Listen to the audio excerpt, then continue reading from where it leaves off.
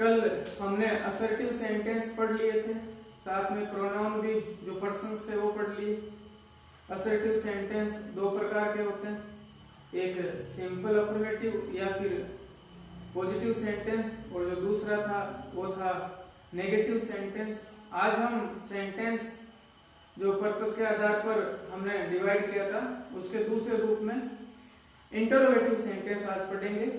Interrogative का मतलब होता है कि प्रश्नवाचक जो वाक्य होते हैं, इससे जिन वाक्यों के माध्यम से प्रश्न पूछे जाते हैं इंटरोगेटिव सेंटेंस कहलाते हैं। कितने प्रकार के होते हैं और कैसे सेंटेंस बनाते हैं, प्लस हमारे जो क्वेश्चन आंसर आते हैं WH वर्ड और हेल्पिंग वर्ब वाले, वो इंटरोगेटिव है। कैसे उनको समझना पड़ता है उसके बारे में हम बात करते हैं, और कैसे वो सेंटेंस बनते हैं उसके बारे में।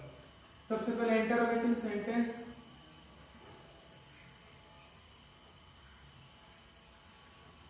इंटरोगेटिव सेंटेंस भी दो प्रकार के होते हैं, और इंटरोगेटिव जो सेंटेंस है, साइन ऑफ इंटरोगेशन में इसका चिन्ह साइन है प्रश्नवाचक वाक्य का, दो प्रकार के होते हैं। जिस प्रकार असर्टिव सेंटेंस भी दो प्रकार के होते हैं, उसी प्रकार इंटरोगेटिव भी है।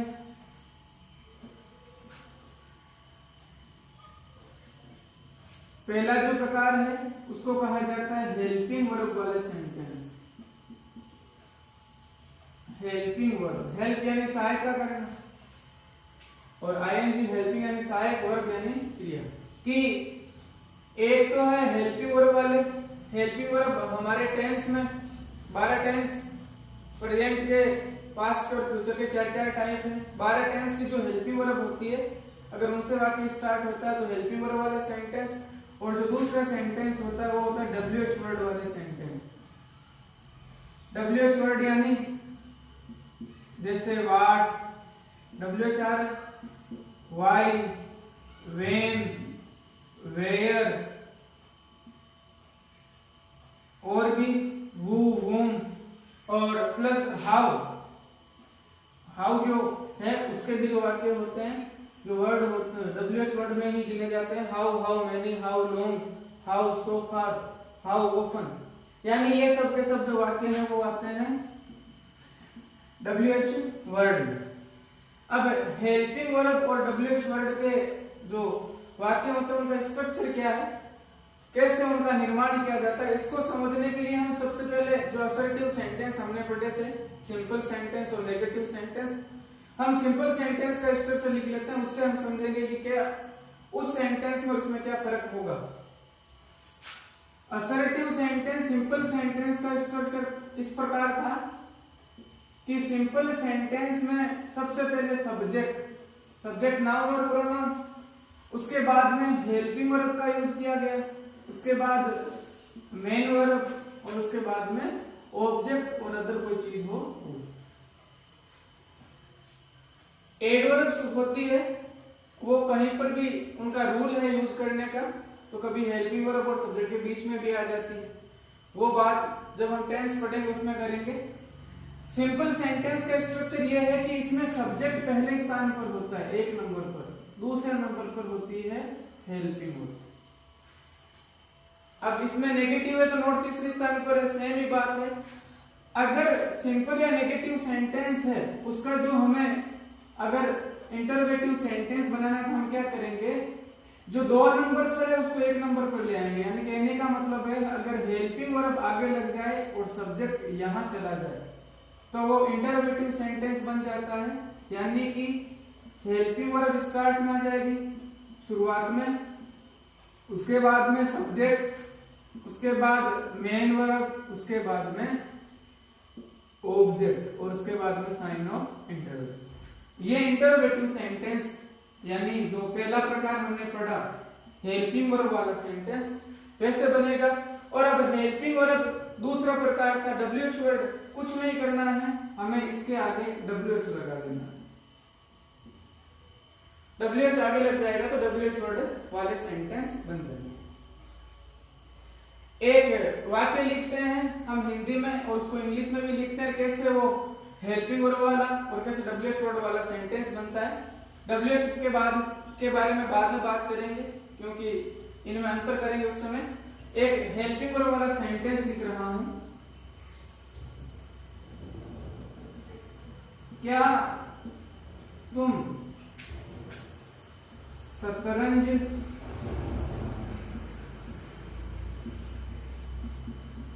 खेलते हो।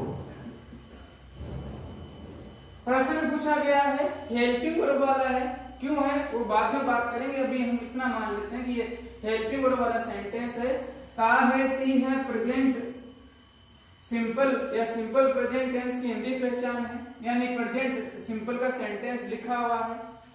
तो प्रश्न पूछा गया तो प्रेजेंट सिंपल की जो हेल्पिंग वर्ब होती है वो होती है डू या डज। डू या डज है, खेलने का काम कौन करता है, यानी सब्जेक्ट है तुम, तो सब्जेक्ट दूसरे स्थान पर, हेल्पिंग वर्ब पहले स्थान पर, तो हम यहां पर यू लिख देते हैं एक बार, ये सब्जेक्ट हो गया, ये दूसरे स्थान पर आएगा। अब यू को यू है वो प्लूरल प्रोनाउन है, इसलिए एस फॉर सिंगुलर, तो यू के साथ में डू आएगा, क्योंकि सिंगुलर नहीं है तो डू आगे लगा देंगे। और बाकी सेम टू सेम सिंपल जो सेंटेंस था उसका स्ट्रक्चर, किसकी क्रिया होती है, खेलने की, तो वर्ब की फर्स्ट फॉर्म प्ले, क्या खेलते हो, शतरंज, चेस, और लास्ट में साइन ऑफ इंटरोगेशन। तो ये है हेल्पिंग वर्ब वाला सेंटेंस, हमने केवल एक स्थान है हेल्पिंग वर्ब का, वो सब्जेक्ट के आगे कर दिया, ये वाक्य बन गया। क्या तुम जयपुर जा रहे हो, क्या तुम जयपुर जा रहे हो। रहा है, रही है लिखा हुआ है, यानी कि प्रेजेंट कंटिन्यूअस टेंस है, तो हेल्पिंग वर्ब हमें मिल गई इज, आर और एन। कौन जा रहा है, तुम, यानी कि सब्जेक्ट है यू, मेन वर्ब से पहले है तो subjective case you, you plural pronoun है, इसलिए आई के साथ एम, सिंगुलर के साथ इज, तो प्लूरल के साथ हो गया आर। कैपिटल लेटर्स के नियम होते हैं कि पहला जो वर्ड होता है, जो पहला लेटर होता है पहले वर्ड का स्टार्टिंग में, उसका पहला लेटर बड़ा आता है, आर यू, उसके बाद मेन वर्ब किसकी क्रिया हो रही है, जाने की, तो जाने को गो कहते हैं, साथ में क्या लगा देंगे आईएनजी। कहां जा रहे हैं, टू जेड। ये इंटरोगेटिव हो गया। अब आपको इसका बोल दे कि आप इसका सिंपल सेंटेंस बनाओ, इसका मतलब यही तो है कि हमें इस क्या को हटा देना, क्या हटा दिया, तुम जयपुर जा रहे हो। तो इंटरोगेटिव और सिंपल सेंटेंस में यही फर्क है कि इंटरोगेटिव में हेल्पिंग वर्ब पहले आती है, जबकि सिंपल सेंटेंस में दूसरे स्थान पर, यानी कि हम इनको आपस में चेंज कर दें तो ये सिंपल सेंटेंस बन जाएगा, यानी कि यू पहले आ जाएगा, आर बाद में, और बाकी सेम टू सेम सेंटेंस। ये हो गया हेल्पिंग वर्ब, इंटरोगेटिव जो सेंटेंस है उसमें से हेल्पिंग वर्ब वाला सेंटेंस। हम अब विस्तारित रूप से पढ़ते हैं कि कहां पर हेल्पिंग वर्ब वाला सेंटेंस होता है, उसकी क्या पहचान होती है और कौन सा डब्ल्यूएच वर्ड होता है। इंटरोगेटिव सेंटेंस का स्ट्रक्चर,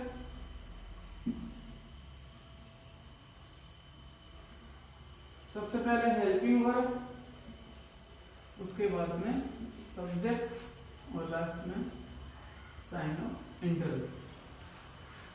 अब हम एक साइड लिख लेते हैं हेल्पिंग वर्ब वाले सेंटेंस, हिंदी में कैसे पहचान करेंगे।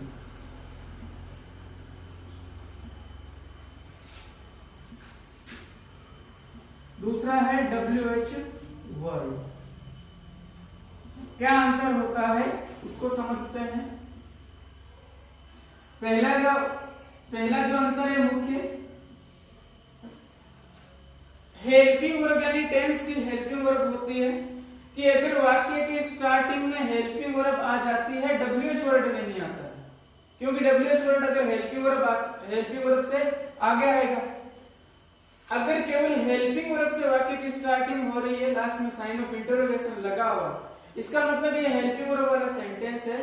इस सेंटेंस जो प्रश्न पूछा गया है उस प्रश्न का आंसर हम यस या नो इस एडवर्ब में देंगे।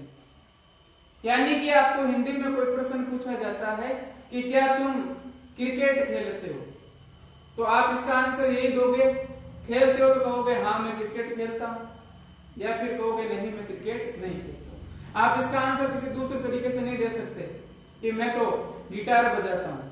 आपको जो प्रश्न पूछा गया उसी प्रश्न का आंसर दोगे। क्रिकेट के बारे में पूछा गया तो आप कहोगे हाँ या ना। यानी कि आंसर किसमें, कौन सी एडवर्ब में मिल रहा है, यस या नो। क्या वह खाना खा रहा है, तो क्या शुरुआत में आ गया है और आपको जैसे प्रश्न पूछा आपको पता चल गया कि मुझे आंसर किसमें देना है, या तो हाँ में या फिर नहीं।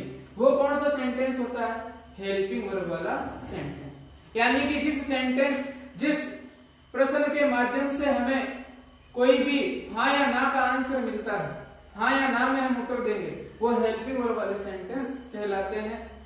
जैसे मैं अगर वाक्य कोई आपसे प्रश्न पूछूं, तुम कहां जा रहे हो, तो इस प्रश्न का आंसर आप ऐसे नहीं दे सकते कि हाँ मैं जा रहा हूं, नहीं मैं नहीं जा रहा। आपको किसी जगह का नाम पूछा गया है और आप हाँ या ना में नहीं दे सकते, इसका मतलब है WH वर्ब। तो हेल्पिंग वर्ब में क्या होता है, आंसर किसमें मिलता है, यस या नो में। WH वर्ड में कभी सब्जेक्ट हमारा आंसर होता है, कभी हमारा ऑब्जेक्ट। वो दूसरे रूप पर बात करेंगे। पहला अंतर यही है कि हेल्पिंग वर्ब वाले सेंटेंस है उनका जो आंसर है वो यस और नो में दिया जाता है। दूसरा है कि कभी कभी वाक्य में और आ जाता है, आपको इस साइड एक नाउन, इस साइड नाउन मिलेगी, संज्ञा मिलेगी, उसमें से आपको पसंद करने के लिए पूछा जाएगा। यानी आंसर तो उसी वाक्य में ही, उस प्रश्न के अंदर ही, तुम चाय पीना पसंद करोगे या फिर कॉफी। तो या इस साइड चाय, इस साइड कॉफी, कुछ भी हो, आपको उसमें से एक को सिलेक्ट करना है कि या तो चाय या फिर कॉफी। आंसर वही है। यानी हेल्पिंग वर्ब वाले सेंटेंस होते हैं, उनके आंसर हमने अपने टेक्स्ट बुक पढ़ रखी है। अगर हमें क्वेश्चन आंसर उससे पूछे जाते हैं तो हमें यस और नो से आंसर मिलेगा। क्या स्वामी एक डरपोक लड़का था, हाँ स्वामी डरपोक लड़का था। यानी कि अगर क्या स्टार्ट में आ गया तो आंसर यस और नो में मिलेगा। WH वर्ड में जो होता है वो कभी विस्तारित रूप से एक्सप्लेन करना पड़ता है, कभी जो हमारा सब्जेक्ट गायब रहता है, कभी हमारा ऑब्जेक्ट गायब रहता है। तो पहला अंतर है यस और नो में आंसर मिलेगा। WH वर्ड में यस और नो नहीं, कुछ एक्सप्लेन करना पड़ सकता है। एक्सप्लेन के बारे में बात करें तो अब है WH वर्ड। WH वर्ड जो होते हैं उनमें जो प्रश्न पूछे जाते हैं, उन प्रश्नों में जब WH वर्ड का है फॉर्मेट होगा वो इस प्रकार होगा, WH वर्ड आगे आ जाएगा, उसके बाद में हेल्पिंग वर्ब, उसके बाद सब्जेक्ट, उसके बाद मेन वर्ब और प्लस ऑब्जेक्ट।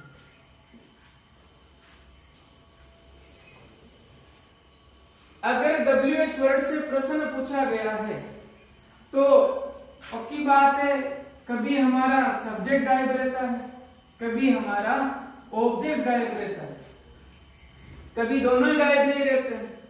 हमें एक्सप्लेन करके उसका आंसर देना पड़ता है। जैसे तुम स्कूल क्यों नहीं आए, तो आप आंसर से करोगे हाँ मैं स्कूल नहीं आया। आप यानी कि एक्सप्लेन करना पड़ेगा मैं स्कूल इसलिए नहीं आया क्योंकि मैं बीमार था। तो उसमें सब्जेक्ट भी है, ऑब्जेक्ट भी है। कल तुम विद्यालय क्यों नहीं आए। प्रश्न पूछा गया है कल तुम विद्यालय क्यों नहीं आए। पास्ट सिंपल का सेंटेंस है, हेल्पिंग वर्ब यहाँ लिखा हुआ है, यानी कि पास्ट सिंपल की हमें हेल्पिंग वर्ब याद करनी पड़ेगी। हेल्पिंग वर्ब होती है डिड। अब आप इसमें ये बताओ कि इसमें जो आंसर है वो ऐसे दे सकते हैं कि हाँ मैं स्कूल नहीं आया।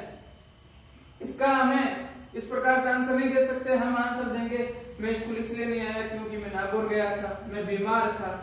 यानी कि ये जो क्यों है, ये WH वर्ड है। वाक्य के स्टार्ट में इसको यूज कर लेंगे। सबसे पहले लिखेंगे व्हाट, WH वर्ड सबसे पहले आता। उसके बाद में क्यों को वाई कहते हैं, वाई। उसके बाद में हेल्पिंग वर्ब आती है, तो हमें पता चल गया कि पास्ट सिंपल टेंस है, तो हेल्पिंग वर्ब डिड का यूज किया जाएगा। ये डिड। स्कूल नहीं आने का काम किसने नहीं किया, तुमने, यानी कि ये हमारा सब्जेक्ट है, स्कूल यही आता। तो अब लिख देंगे सब्जेक्ट यू। नहीं आया हुआ है, अब तीसरे स्थान पर नोट नहीं आ सकता, WH वर्ड है, वो बाद में एक्सप्लेन करेंगे जब हम टेंस में वाक्य बनाएंगे, हर टेंस के अलग अलग। तो यहां पर मैं नोट लिख दूंगा, Why did you not, उसके बाद में come to school, कल यानी yesterday। ये WH वर्ड है। मैंने ऊपर बताया कि कभी सब्जेक्ट गायब रहता है, कभी ऑब्जेक्ट, हमेशा नहीं, हमें इसको एक्सप्लेन करना पड़ता है, तो सब्जेक्ट भी रहता है, ऑब्जेक्ट भी। हम एक्सप्लेन करेंगे कुछ कंजेशन लगाकर, यानी वाई से प्रश्न पूछा जाता है तो हम बिकॉज का यूज करते हैं।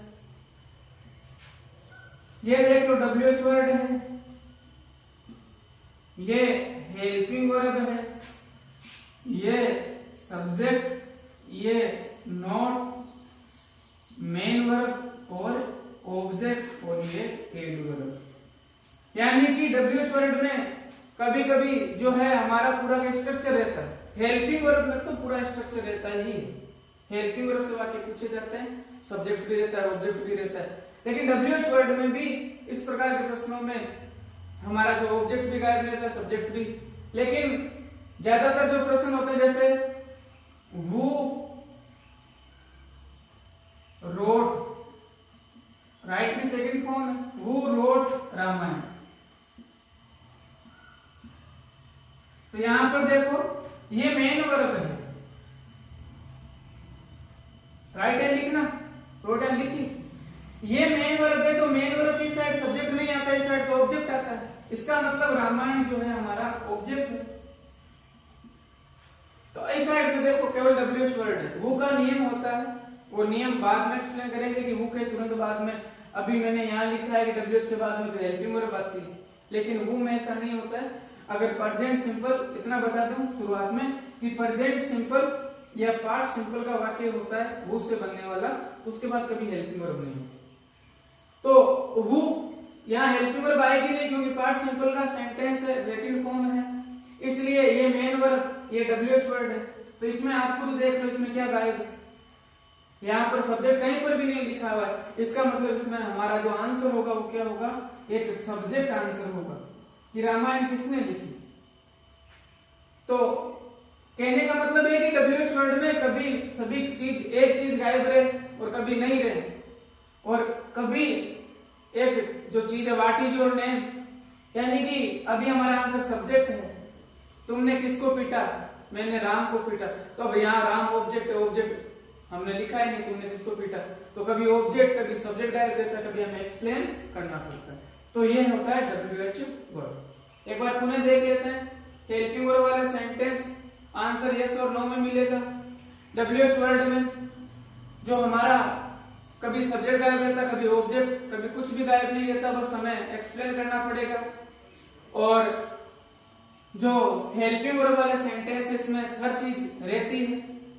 ये मेन रूप से फर्क है हेल्पिंग वर्ब वाले सेंटेंस और WH वर्ड वाले सेंटेंस में।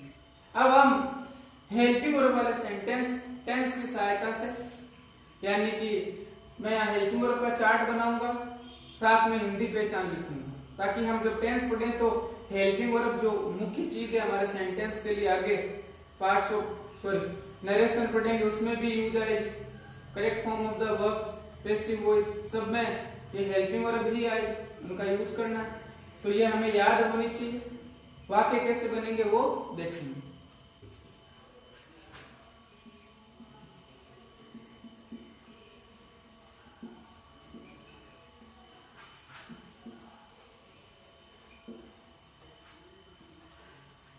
Helping verb chart. Helping verb को समझने से पहले एक बार इतना एक्सप्लेन कर देता हूं कि टेंस मुख्यतः दो प्रकार के होते हैं, क्योंकि जो तीसरा टेंस होता है फ्यूचर, वो एक कल्पना होती है। और कल्पना के लिए हमने मॉडल पढ़े हैं। वादा करने के लिए, कल्पना करने के लिए, किसी को धमकी देने के लिए जो मॉडल होते हैं विल और सेल, यानी कि फ्यूचर सिंपल टेंस जो फ्यूचर टेंस है वो मॉडल में है, क्योंकि फ्यूचर प्रत्येक टेंस के 4 प्रकार हैं। तो हर फ्यूचर के टेंस जो फ्यूचर टेंस है उसके टाइप में सब में विल और सेल का प्रयोग किया गया है और विल और सेल मॉडल्स में आते हैं। तो लेकिन हम यहां समझने के लिए फ्यूचर को टेंस मानेंगे। और 3 प्रकार के टेंस हैं। पहला है प्रेजेंट टेंस,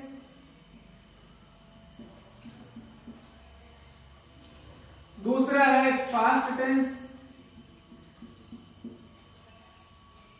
तीसरा है फ्यूचर टेंस।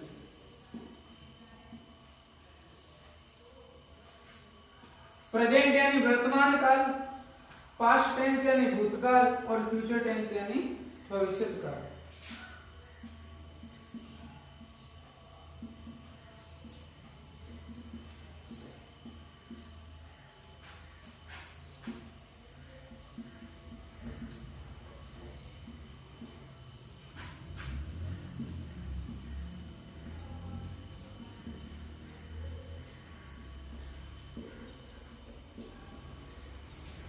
अब हम एक बार हिंदी के वाक्य को समझेंगे कि ऐसा कौन सा वाक्य होता है जो प्रेजेंट टेंस का होता है। यानी हमें हर टेंस के 4 टाइप हैं, सबको हर टेंस को 4 भागों में और डिवाइड किया गया है, उनका सब डिवीजन किया गया है। लेकिन मुख्य रूप से चाहे प्रेजेंट का हो तो प्रेजेंट के हर टाइप में पीछे क्या लगेगा, पास्ट में क्या लगेगा और फ्यूचर में क्या लगेगा। यानी बड़ी पहचान हिंदी के वाक्यों में बात करें, हम इसको बड़ी पहचान नाम दे देते हैं कि अगर कोई भी प्रेजेंट टेंस का वाक्य, हमें पता नहीं कि प्रेजेंट कंटिन्यूअस का है, प्रेजेंट परफेक्ट का है, प्रेजेंट सिंपल या प्रेजेंट परफेक्ट कंटिन्यूअस का है, कि प्रेजेंट कोई सा भी हो उस वाक्य के अंत में है आता है, वो आता है और हूं आता है वाक्य के अंत में। उसी प्रकार पास्ट में था, थे और थी, या फिर आ की मात्रा या ई की मात्रा। और जो फ्यूचर टेंस है उसमें आता है गा, गे, गी। कैसे? वाक्य लिख रहा हूं, हम व्याकरण पढ़ रहे हैं। हम व्याकरण पढ़ रहे हैं तो हमें वाक्य के लास्ट में क्या लिखा है यानी अभी वर्तमान में, क्योंकि अंत में है आता है तो प्रेजेंट टेंस होता है, इसका मतलब ये प्रेजेंट टेंस का वाक्य। अब है कौन सा टेंस प्रेजेंट में वो बाद में बात करेंगे। उसी प्रकार अब पास्ट टेंस है, पास्ट टेंस में था, थे, थी या फिर आ की आई की मात्रा आती है। अब मैंने यहां पर ही चेंज किया, केवल यहां मैंने लिख दिया हम व्याकरण पढ़ रहे थे। अभी है था तो हमने प्रेजेंट टेंस का वाक्य बोल दिया। अब जैसे ही थे लग गया यानी कि भूतकाल की बात हो गई, अभी टेंस वो सेंटेंस कौन से टेंस का हो गया, पास्ट का। अब मैंने इसमें और चेंज कर दिया कि फ्यूचर टेंस है, इसमें गागे की लगता है तो मैंने यहां लिख दिया हम व्याकरण पढ़ रहे होंगे। अब ये टेंस कौन सा हो गया है, फ्यूचर टेंस। यानी कि लास्ट में देखते हैं हमें पता चल गया कि टेंस तो ये है। एक दो और वाक्य लिखते हैं, क्या तुम खाना खा चुके थे। क्या तुम खाना खा चुके थे कौन सा सेंटेंस है, इंटरोगेटिव। इंटरोगेटिव में कौन सा है, आंसर किसमें मिलेगा, हाँ या ना में। हाँ या ना में मिलेगा, इसका मतलब ये हेल्पिंग वर्ब वाला है। तो क्या तुम खाना खा चुके थे, अभी हम हिंदी पहचान कर रहे हैं, तो लास्ट में क्या आया है, थे का मतलब कौन सा टेंस है, पास्ट टेंस है। अब मैंने इसकी जगह चेंज कर दी, अब यहां लिख दिया क्या तुम खाना खा चुके हो, क्या तुम खाना खा चुके हो।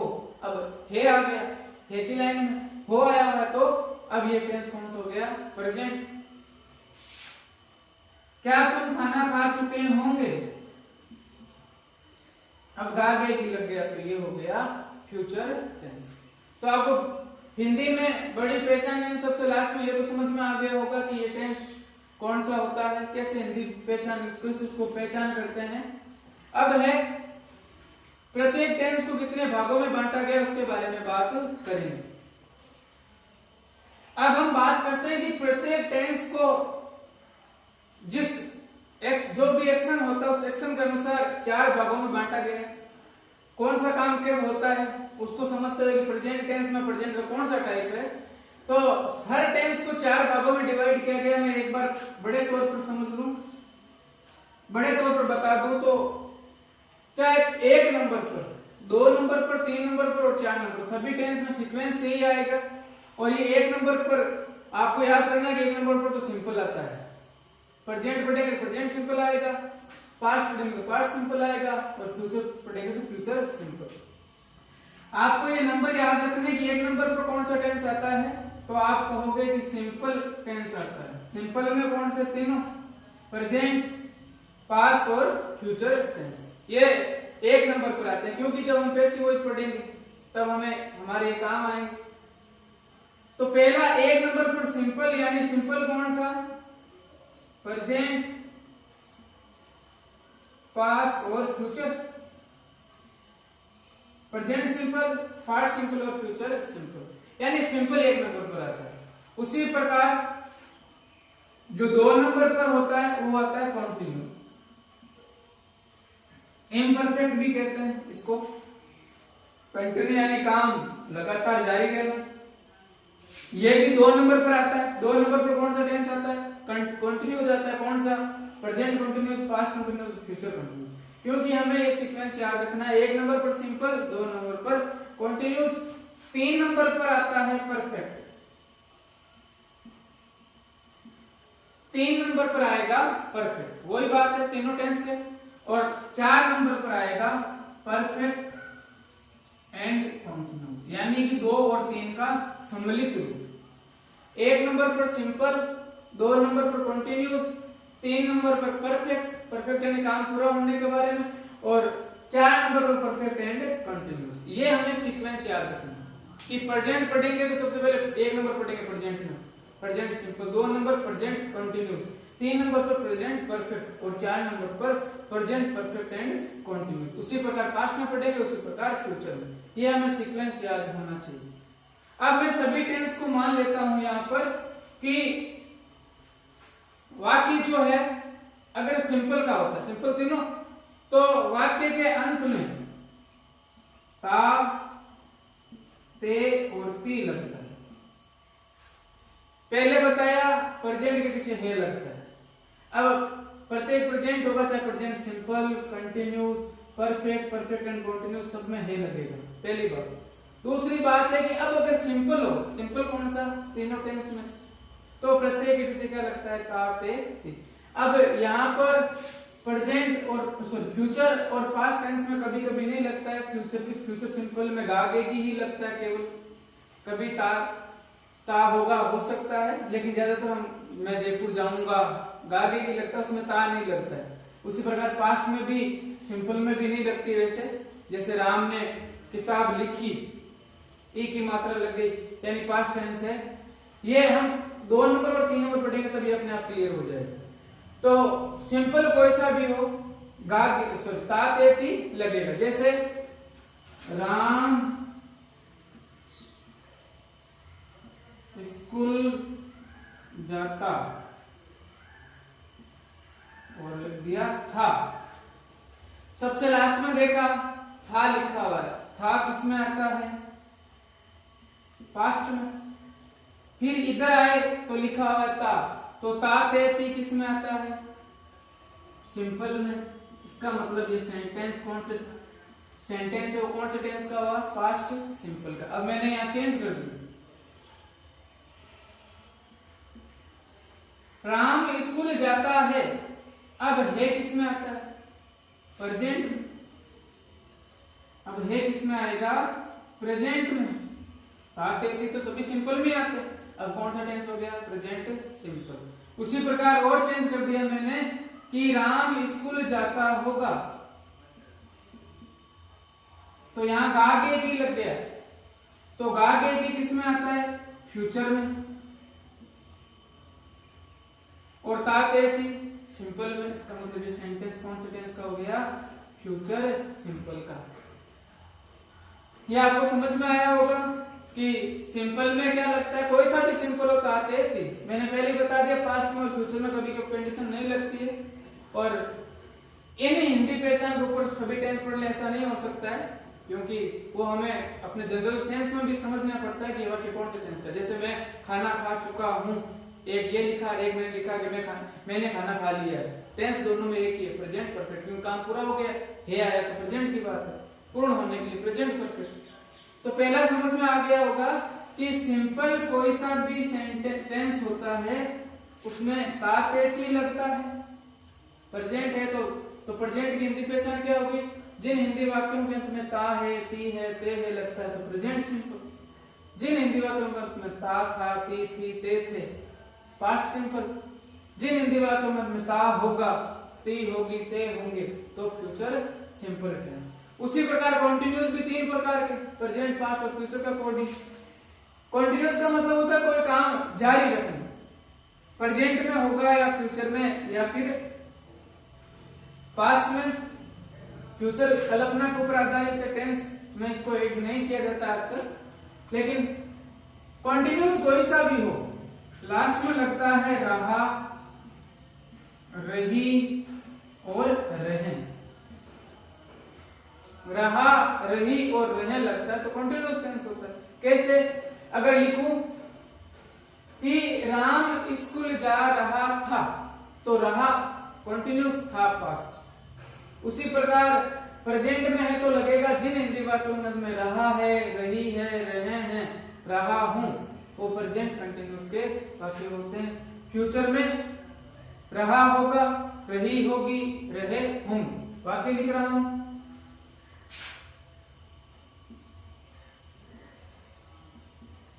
मेरा भाई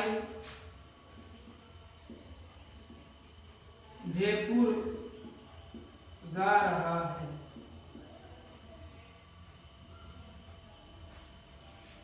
तो प्रेजेंट, रहा, रही, रहे हैं तो कॉन्टिन्यूअस। कौन सा टेंस हो गया, प्रेजेंट कॉन्टिन्यूअस। मेरा भाई जयपुर जा रहा था, अब कौन सा हो गया, था आ गया तो पास्ट, रहा, रही, रहे हैं तो कॉन्टिन्यूअस, पास्ट कॉन्टिन्यूअस। मेरा भाई जयपुर जा रहा होगा, अब कौन सा हो जाएगा, आगे की फ्यूचर, रहा, रही, रहे कॉन्टिन्यूअस। तो ये आपको कॉन्टिन्यूअस के वाक्य समझ में आ गए होंगे। अगला है परफेक्ट। परफेक्ट का मतलब कोई काम पूरा हो जाए, यानी वाक्य लिखूं, हिंदी पहचान लिखूं तो चुका,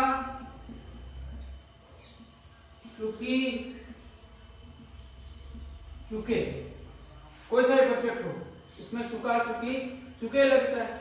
प्रेजेंट भी तो प्रेजेंट में है लगता है। जिन हिंदी वाक्यों में चुका है, चुकी है, चुके हैं, कौन सा टेंस होगा, प्रेजेंट परफेक्ट का वाक्य होगा वो। पास्ट का चुका था, चुकी थी और चुके थे।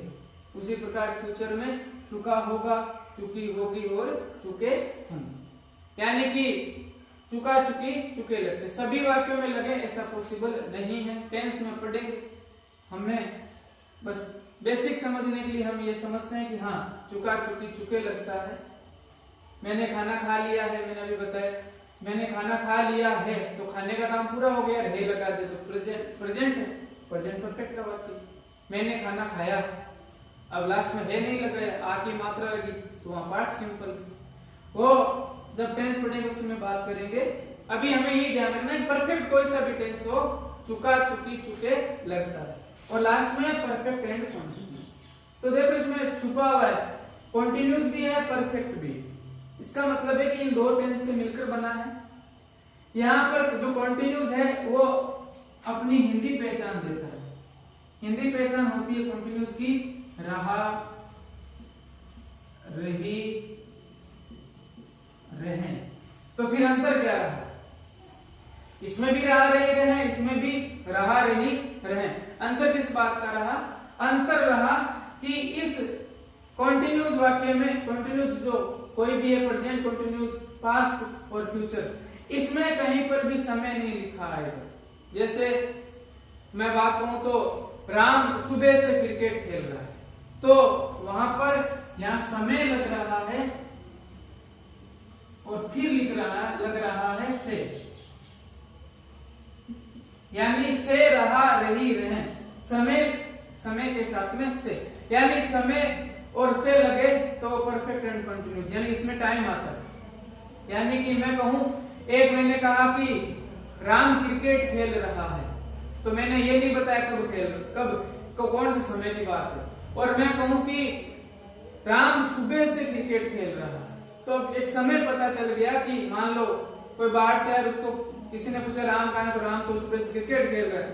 तो उस समय जब आते हैं तो उस समय पता चल जाता है कि अभी उसको इतना टाइम हो गया। हम 1994 से जयपुर में रह रहे हैं, तो 1994 समय पता चल गया। इसका मतलब परफेक्ट एंड कंटिन्यूस, यानी समय के साथ समय, उसके बाद से के साथ रहा रही रहे लगता है तो परफेक्ट एंड कंटिन्यूस, समय नहीं लगता है तो केवल कंटिन्यूस। तो ये हमारी बड़ी पहचान है। लगभग आपको हर टेंस की समझ में आ गई होगी कि हिंदी पहचान क्या होती है। अगर मैं पूछूं कि फ्यूचर परफेक्ट की हिंदी पहचान क्या होगी, तो परफेक्ट कोई सा भी होगा, चुका चुकी चुके लगेगा, और फ्यूचर में गा देगी तो चुका होगा, चुकी होगी, चुके होंगे। अब मैंने कहा कि आप past, perfect and continuous tense की हिंदी पहचान बताओ। तो परफेक्ट एंड कंटिन्यूस में समय प्लस समय के साथ से, फिर रहा रही रहे, और पास्ट में था लगता है, तो समय के साथ रहा था, रही थी, रहे थे, past perfect and continuous tense हो जाएगा। उसी प्रकार आपसे पूछा कि किसी वाक्य में, ये कोई वाक्य लिखा हुआ है जिसमें लिखा हुआ है कि राम शतरंज खेल चुका है, कौन सा टेंस है? तो लास्ट में क्या लग रहा है तो प्रेजेंट, और चुका चुकी चुके किस में लगता है? परफेक्ट में। इसका मतलब ये कौन सा टेंस हो गया? Present perfect. क्या तुम ग्रामर या व्याकरण पढ़ते हो? क्या तुम व्याकरण पढ़ते हो?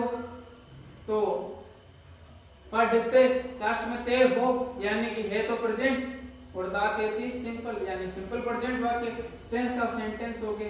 तो इनसे हम हिंदी पहचान से हम सभी जो है हर टेंस की हिंदी पहचान है वो हम याद कर सकते हैं। 3-4 सेंटेंस लिख रहा हूं, आप उसमें खुद कोशिश करना सोच कर कि कौन सा टेंस है, फिर मैं सामने लिख दूंगा। वापस देख लेना एक बार इसको, ये हमें याद होगी तो हमें सेंटेंस समझने में आसानी होगी। अभी हेल्पिंग वर्ब चार्ट चलेगा, लेकिन पहले हिंदी पहचान याद करवाई थी वाक्य समझने के लिए, और अभी टेंस में भी हमारे डायरेक्ट हम एडवर्ब में जा सकते हैं, सेंटेंस बना सकते हैं उस समय। तो 3 वाक्य हैं। क्या वह चित्र बना रहा था, साइन ऑफ इंटरोगेशन है, तो सेंटेंस तो हो गया इंटरोगेटिव। इंटरोगेटिव में भी कौन सा आंसर किससे मिल रहा है? क्या वह चित्र बना रहा था? हाँ, वह चित्र बना रहा था, यानी कि हेल्पिंग वर्ब वाला है। दूसरा है कि टेंस कौन सा है, तो था लगा पास्ट, क्योंकि था लगा पास्ट में, और कहीं पर भी समय नहीं लिखा हुआ है, इसका मतलब समय नहीं है, कंटिन्यूस। तो कौन सा टेंस हो गया? Past continuous. तुम मुझे चाबी दे चुके हो, तो है तो वाक्य कौन सा है? कहीं पर भी साइन ऑफ इंटरोगेशन नहीं है, यानी असर्टिव सेंटेंस में सिंपल सेंटेंस है या अफर्मेटिव बोल दो, सिंपल तो सेंटेंस। अब है यानी प्रेजेंट, और चुका है, चुकी है और चुके हैं यानी कि परफेक्ट, काम पूरा हो चुका है। इसका मतलब इसमें कौन सा है? Present perfect. मैं तुम्हारे भाई के साथ गाड़ी चला रहा हूं, वाक्य कौन सा है? सिंपल है। तो है तो प्रेजेंट, और रहा रही रहे समय कहीं पर भी नहीं लिखा हुआ, इसका मतलब अब इन वाक्यों में थोड़ा चेंज कर देते हैं।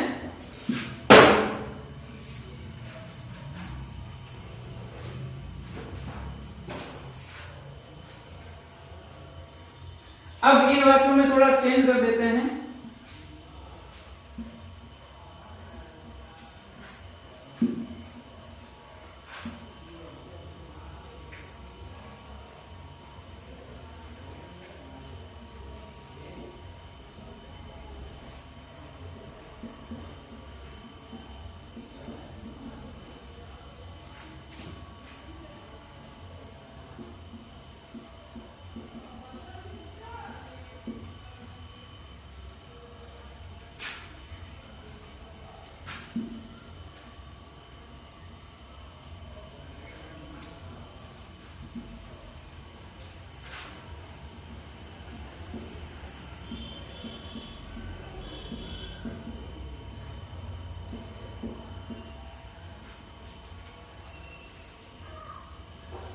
वाक्य लिखा हुआ है, क्या वह सुबह से चित्र बना रहा था।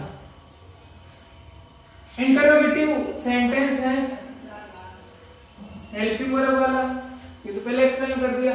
अब चेंज किया है मैंने कि क्या वह सुबह से चित्र बना रहा था, तो था है तो पास्ट, रहा रही रहे यानी कंटिन्यूस, लेकिन इसमें कहीं समय लिखा हुआ है, नहीं लिखा हुआ। क्या वह सुबह से, सुबह एक समय होता है, समय प्लस से प्लस रहा रही रहे, इसका मतलब है इसमें चौथे नंबर का टेंस परफेक्ट एंड कॉन्टिन्यूस, और उसमें भी कौन सा है? पास्ट, क्योंकि समय प्लस रहा था, रही थी, रहे थे, past perfect and continuous tense में आता है। इसका मतलब यहाँ पर कौन सा टेंस हो गया? Past perfect and continuous tense हो गया। उसी प्रकार तुम मुझे चाबी दे चुके थे, अब थे यानी पास्ट, चुका चुकी चुके यानी कि पास्ट में परफेक्ट, यहां कौन सा टेंस हो गया? Past perfect. कल इस समय, देखो फ्यूचर का रखना है तो उसके साथ समय रखना जरूरी होता है। जैसे फ्यूचर परफेक्ट में बाय प्लस टाइम एडवर्ब आती है, उसके बिना हम सेंटेंस बनाते हैं वो गलत माने जाते हैं, इसलिए मैंने इसमें एडवर्ब जोड़ दिए। कल इस समय मैं तुम्हारे भाई के साथ गाड़ी चला रहा हूँगा, गाड़ेगी, फ्यूचर समय, इस समय से नहीं, इस समय यानी एक टाइम बता रहा है कि आज अभी इस समय मैं तेरे पास हूं, कल इस समय मैं तेरे भाई के साथ, तो वो समय प्लस से नहीं, यहाँ पर फ्यूचर जो कंटिन्यूस है उसके बारे में पहले बताया जा रहा है कि आज अभी इस समय तुम्हारे भाई के साथ चला रहा हूँ। इसका मतलब है यहाँ पर फ्यूचर कंटिन्यूस टेंस है। तो आपको हिंदी पहचान समझ में आई होगी। अब देखो इंटरोगेटिव में ये समझने जरूरी थे सभी वाक्य, ताकि हमें हेल्पिंग वर्ब याद हो जाए, हिंदी पहचान याद हो जाए। तो हिंदी पहचान में करवा चुका हूं। अब हम बात करते हैं अंग्रेजी में अगर वाक्य आते हैं, इंग्लिश में आते हैं, तो उनकी हम कैसे पहचान करें। जिस प्रकार हिंदी में इनसे हो रही है हिंदी पहचान, उसी प्रकार अंग्रेजी में उसको हेल्पिंग वर्ब यानी सहायक क्रिया कहा जाता है। ये सहायक क्रिया हिंदी की है। अब हम अंग्रेजी की जो हेल्पिंग वर्ब है उसका हम चार्ट बनाएंगे और उससे याद करेंगे। आपके सामने चार्ट बनाया हुआ है प्रेजेंट का। प्रेजेंट में है, हूं, हो, सिंपल, प्रेजेंट सिंपल, फिर present continuous, present perfect, present perfect and continuous. Hindi पहचान लिखी हुई है। सिंपल कोई सा भी होता है ताते ती लगाएंगे। कंटिन्यूस में रहा रही रहे आगे भी लिखा हुआ। अब प्रेजेंट सिंपल की हिंदी में जो पहचान होती है ता है, ती है, ते है। उसी प्रकार अंग्रेजी में या तो आता है डू या आता है डज। हमारा सब्जेक्ट हमारा जो करता है वो सिंगुलर होता है तो हेल्पिंग वर्ब डज का प्रयोग होता है। अब यहाँ पर मैं इसका लगा देता हूँ क्योंकि हमें पता है कि सिंपल सेंटेंसेज में डू या डज का प्रयोग नहीं किया जाता है। प्रेजेंट सिंपल की हेल्पिंग वर्ब हो गई डू या डज। उसी प्रकार पास्ट सिंपल की हो जाएगी डिड। इसमें भी हम स्टार लगा देते हैं क्योंकि इसमें भी सेकंड फॉर्म का भी प्रयोग किया जाता है। डिड आती है तो डिड के साथ वर्ब की फर्स्ट फॉर्म, उसी प्रकार डू डज के साथ में भी वर्ब की फर्स्ट फॉर्म। लेकिन एस या ईएस या वर्ब की फर्स्ट फॉर्म कब आती है वो हम टेंस पढ़ेंगे उस समय।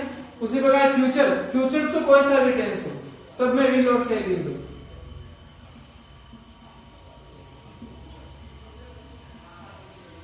जैसे फ्यूचर सिंपल है उसकी हेल्पिंग वर्ब होती है विल और सेल। विल और सेल मॉडल भी माने जाते हैं, मॉडल के बाद हमेशा वर्ब की फर्स्ट फॉर्म आती है। ये है पूरे सिंपल।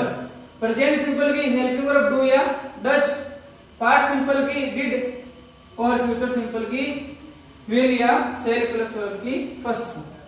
अब जैसे हिंदी पहचान सेम है उसी प्रकार इन हिंदी पहचान सेम होने के कारण इनमें भी जो मेन वर्ब आती है मुख्य क्रिया उसमें हमेशा आईएनजी आता है। कॉन्टिन्यूस कोई सा भी हो हमेशा आईएनजी फॉर्म का प्रयोग किया जाता है। हेल्पिंग वर्ब अलग अलग होगी इज, आर, एम। ये प्रेजेंट कॉन्टिन्यूस की है, पास्ट की होती है वाज और वर। फ्यूचर की तो फ्यूचर में विल और सेल तो पक्का ही आएगा, तो विल और सेल। ये तो फ्यूचर हो गया, हमने कंटिन्यूस करना है तो बी लगा देंगे, विल बी सेल बी। और कंटिन्यूस कोई सा भी टेंस होता है उसमें आईएनजी फॉर्म आती है। इसका मतलब सब में वर्ब की फर्स्ट फॉर्म के साथ आईएनजी। अपने शब्दों में बात करें तो वर्ब की फोर्थ फॉर्म आएगी। यहाँ पर भी वर्ब की फर्स्ट फॉर्म के साथ में आईएनजी का यूज किया जाएगा। फोर्थ फॉर्म समझ जाओगे, वर्ब की फर्स्ट फॉर्म के साथ में आईएनजी। यह है कंटिन्यूस। उसी पर जिस प्रकार वर्ब मेन वर्ब इनमें सेम है उसी प्रकार परफेक्ट में भी सेम होगी। परफेक्ट 3 नंबर पर आता है गिनने में, 1 नंबर पर, 2 नंबर पर, 3 नंबर पर। तो परफेक्ट कोई सा भी हो हमेशा वर्ब की थर्ड फॉर्म आती है, वर्ब की थर्ड फॉर्म, वर्ब की थर्ड फॉर्म, वर्ब की थर्ड फॉर्म। प्रेजेंट परफेक्ट की हेल्पिंग वर्ब होती है हैज या हैव। उसी प्रकार पास्ट की होती है हैड। फ्यूचर में तो विल और सेल तो पक्का ही आएगा, विल और सेल। अभी विल और सेल है तो मॉडल वर्ब फर्स्ट फॉर्म वाली चाहिए, यहाँ थर्ड फॉर्म है इसलिए हम इसके साथ लगा देंगे हैव। ध्यान रखें हैज नहीं लगाना है, दोनों तरफ हैव है, वर्ब की थर्ड फॉर्म। लास्ट में है परफेक्ट एंड कंटिन्यूस। देखो 2 नंबर और 3 नंबर से मिलकर बना हुआ, तो 2 नंबर यानी कंटिन्यूस। इसने कहा मैं अपनी फॉर्म दे दूंगा, मेन वर्ब दे दूंगा, यानी कि 2 नंबर के टेंस में और 4 नंबर के टेंस में मेन वर्ब हमेशा आईएनजी आती है, यानी कि चौथी फॉर्म वर्ब की फर्स्ट फॉर्म के साथ में आईएनजी।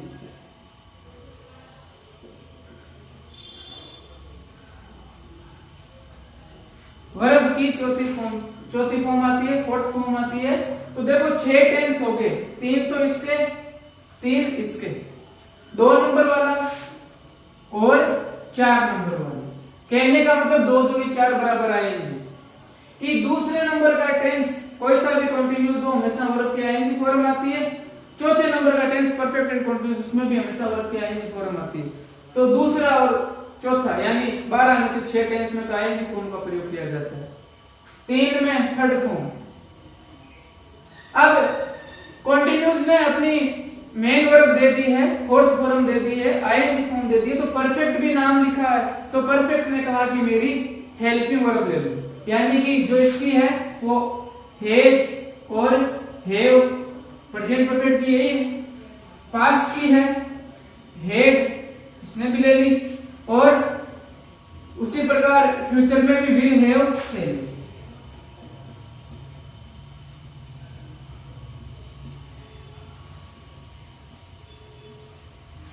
विल हैव और सेल हैव है, इसलिए कंटिन्यूस ने क्या दी फोर्थ फॉर्म, परफेक्ट ने क्या दी हेल्पिंग वर्ब जो यहाँ पर हेल्पिंग वर्ब वो यहाँ पर हेड, यहाँ पर भी हेड। तो अब किसने कहा कि मेरा अस्तित्व बनाए रखने के लिए अब हेज और हेव हेड इनके बाद में तो वर्ब की थर्ड फॉर्म आती है, जबकि यहाँ पर आईएनजी फॉर्म है। तो इन सब के साथ में केवल एक वर्ड ऐड कर देंगे, उसका नाम है been. Has been, have been, उसी प्रकार हेड बीन, यानी केवल बीन ऐड किया है हमने, बाकी परफेक्ट की ही हेल्पिंग वर्ब रखी है। यानी परफेक्ट के साथ बीन लगा दिया, बीन लगाते आईएनजी फॉर्म यानी परफेक्ट एंड कॉन्टिन्यूअस टेंस। तो आज के लिए ग्रामर सेशन में इतना ही। आपको ये हेल्पिंग वर्ब याद होनी चाहिए, ये बहुत कंपलसरी है, ये याद होगी तभी हम वाक्य प्लस आगे का नरेशन वगैरह passive voice correct form of the verbs, यानी कि हमारा बेस यही है। हमें इसको समझना पड़ेगा, याद करना पड़ेगा, अपनी तरफ से कोशिश करना। कल आपको ये सेंटेंस दिए थे, सिंपल और नेगेटिव बनाना था। पहला सेंटेंस है, मेरे भाई का कुत्ता बहुत भौंकता है। तो भौंकने का काम कुत्ता करता है, लेकिन उसके ऊपर अधिकार किसका है? भाई का। इसलिए माय ब्रदर्स डॉग, ये पूरा का पूरा हमारा सब्जेक्ट है प्रेजेंट था सिंपल। तो प्रेजेंट सिंपल के सिंपल सेंटेंस जो होते हैं उनमें वर्ब की 5 फॉर्म या फर्स्ट फॉर्म का प्रयोग किया जाता है, हेल्पिंग वर्ब नहीं आती है। तो सिंगुलर है कुत्ता, इसलिए बाघ यानी भौंकना एस लगा दिया, बाघ बहुत अधिक यानी ए लोग। कल एक सेंटेंस बताया था, मैं तुम्हारे भाई को जानता हूं, ऐसा कुछ सेंटेंस था, उसमें नो के साथ में एस नहीं लगाया था, बाय मिस्टेक रह गया था, वहां एस लगेगा। 5 फॉर्म आएगी। नेगेटिव है माय ब्रदर्स डॉग, अब जब नेगेटिव आएगा तो हेल्पिंग वर्ब आ जाएगी, डॉग सिंगुलर है। डज तीसरे स्थान पर नॉट, जब डज आ जाता तो एस इस एस को खा जाता है, यानी कि वर्ब की फर्स्ट फॉर्म हो जाती है बाघ, ए लोग। वे हमेशा अपना पर्स भूल जाती है, प्रेजेंट सिंपल का है प्लस टी। तो प्रेजेंट सिंपल में ये हमेशा एक एडवर्ब होती है हमेशा, जिसको ऑलवेज कहा जाता है, और ऑलवेज के बाद में हमेशा मेन वर्ब यूज होती है। तो ऑलवेज का स्थान होता है मेन वर्ब से पहले, इसलिए वह लड़की है सी। ऑलवेज के बाद भूलने को कहते हैं फॉरगेट, एस लगा देंगे, सिंगुलर है इसलिए। फॉरगेट्स पर्स को पर उसका अधिकार है, पॉजिटिव एडजेक्टिव यानी हर पर्स। नेगेटिव बना दिया, डज नॉट ऑलवेज, अब वर्ब की केवल फर्स्ट फॉर्म आएगी। मेरा भाई स्कूल जा चुका है, प्रेजेंट परफेक्ट है, तो माय ब्रदर सिंगुलर है, तो हेज जाने को गो कहते हैं, थर्ड फॉर्म गोन, कहां जा चुका है? To school. नेगेटिव बनाएंगे तो तीसरे स्थान पर नोट, यहां नोट आ जाएगा। अगला है हम फुटबॉल खेल चुके हैं, तो खेलने का काम हमने किया है, सब्जेक्ट है वी के साथ हैव प्लेड और फुटबॉल। तीसरे स्थान पर नोट लग जाएगा नेगेटिव में, और लास्ट है बी की फॉर्म है, तुम्हारा भाई अध्यापक है, तो योर ब्रदर, बी की फॉर्म इज, सिंगुलर है ब्रदर इसलिए क्या है? ए टीचर, और नहीं है तो तीसरे स्थान पर नोट है टीचर। ज्यादा समय होने के कारण आपको जो वोकेबलरी है वो व्हाट्सएप के माध्यम से भेज दी जाएगी, प्लस कल उसको एक्सप्लेन कर लेंगे हम। आज के लिए इतना है, धन्यवाद।